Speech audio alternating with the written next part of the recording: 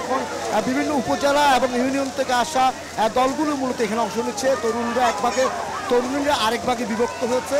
সে বিভক্ত হয়ে সে যে খেলাটি, সে খেলাটি চলছে। তুমুল লড়াই চলছে তরুণ তরুণদের, কে কাকে পরাজিত করতে পারে, কে কাকে কাছে টানতে পারে, সেটি হচ্ছে এই খেলার মধ্যে। তো এখানে তো এখন পর্যন্ত আমার কাছে ছিল এই সাংগ্রাই উৎসব রাঙ্গামাটি থেকে সর্বশেষ।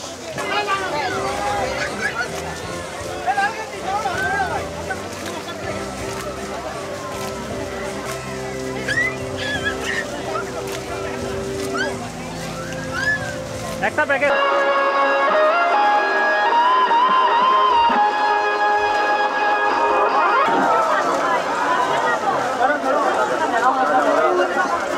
এরপরে আছে কাপ্তাই নিয়াপাড়া শিলিগুড়ি বরং